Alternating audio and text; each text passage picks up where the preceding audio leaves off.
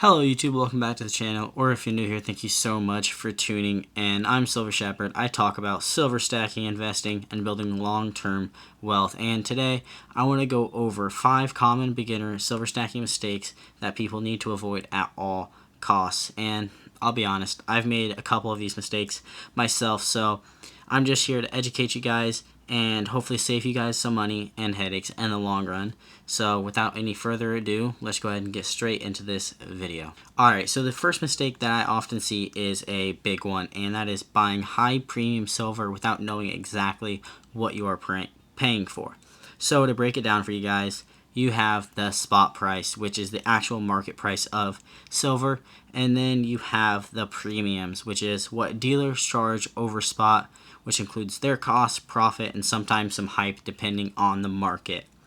And stuff like fancy design coins like Deadpool or Star Wars and things like that, they come with crazy premiums. Sometimes they're $10 to $15 to even $20 over spot. And if you're stacking for weight and trying to do this the best way possible and get the most value for it, that's a lot to pay for just a fancy design that you will never be able to get your money back for whenever it comes time to sell. And I'm not exactly saying to never buy them, and I would never say to not have fun with silver stacking, because we do it for the fun of it, also for the wealth. But when it comes to sell, especially in a pinch or emergency, you might not get that premium back, and most times you won't.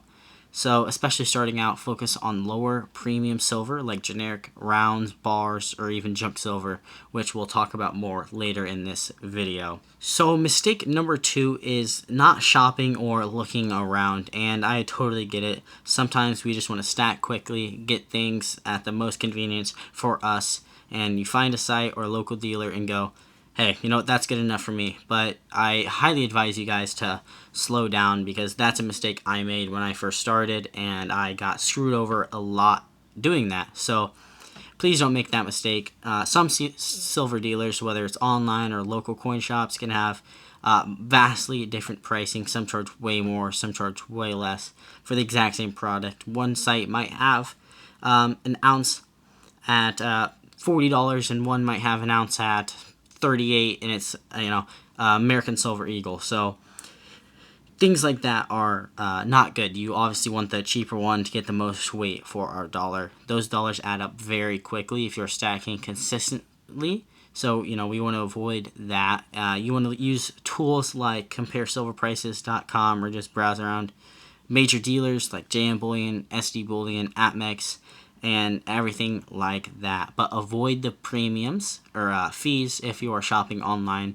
They have shipping fees, credit card fees, so you want to pay with the wire transfer and spend over $199 to avoid shipping fees, because all of that goes back into the total cost of our stack, and we want to keep that as low as we possibly can.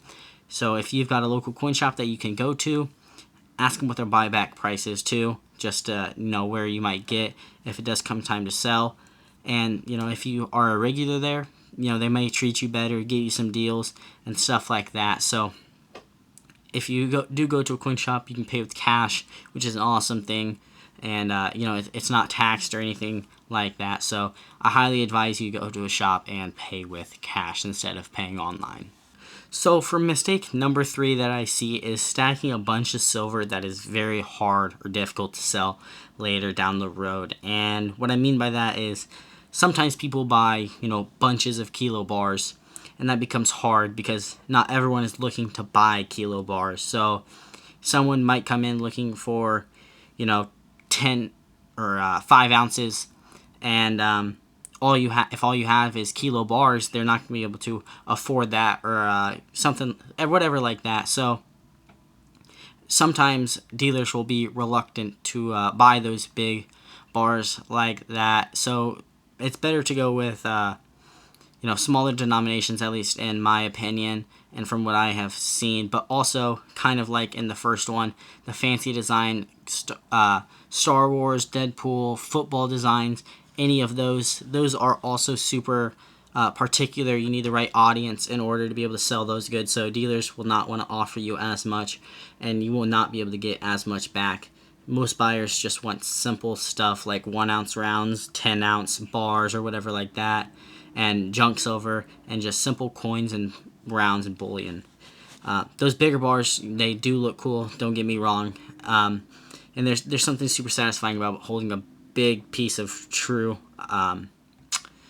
wealth, and I get it, but you should probably try to avoid it if I could recommend you guys to anything. So I like to think of it this way: build a stack that's easy to break up, easy to move, and easy to sell if the time ever comes, because we are doing this to sell at least at some point, whether it's you or your kid selling it.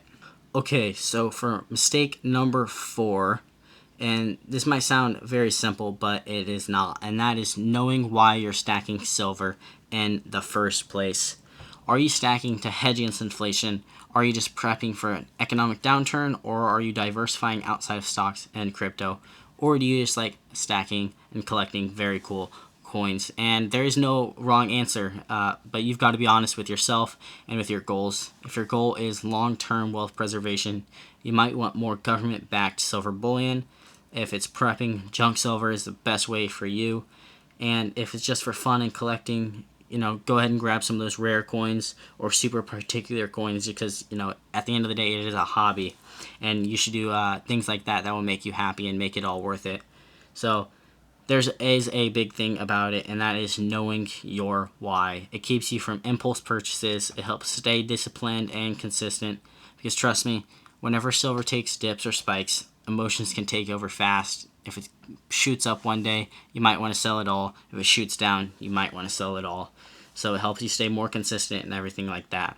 But have a plan and set some boundaries and rules. Know what percentage of your money you want in silver, and when to hold or maybe even take some profits if it shoots up high enough.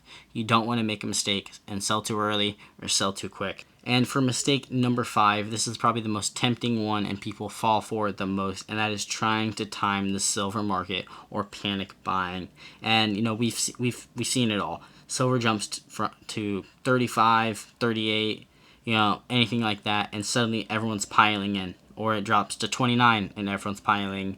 And the news does not help. They try to push fear and says the dollar is collapsing, and people start panic buying metals at any price, no matter what it is. And then a few months later, silver drops back down, and those are the same people are stuck upside down and, not with a good investment. They've lost a bunch of money, given you don't truly lose until you sell, but it's going to be hard to make that money back. And the truth is, silver is very volatile. It goes up and down, often in huge cycles. If you try to time the perfect bottom or top, you're going to stress yourself out and you'll miss it anyways. None of us can predict where things are going or what's going to happen in the market. It is just impossible, so don't try it yourself. Instead, try to dollar cost average your way through it. Set aside 100, 200, or even $20 a month, and just put that in and buy it consistently over time, because that will smooth things out, smooth the highs and the lows out, and keep everything very consistent, and you will build your stack without stressing over every single market move possible. So to wrap everything up, stacking silver is an awesome way to diversify, protect your wealth, and even have a little fun with the collecting side of it. But like anything in finance, it's easy to make mistakes if you go in blind. So just to recap for you guys, don't overpay for super high premium coins unless you know why. Always shop around and make sure you're getting the best prices possible and avoiding fees. Keep your stack flexible and liquid. Know your goals and know your why. And don't try to time the market. Just stay consistent and be in the market. If you found this video helpful, drop a like and let me know in the comments what's a silver stacking mistake you've made or almost made. Let's help each other and learn from one another. And if you're into silver and gold or just trying to build long-term wealth, be sure to subscribe. I've got more videos on the way soon and in the past for you guys to check out. Alright, thank you guys so much for watching, and I will see you guys in the next one.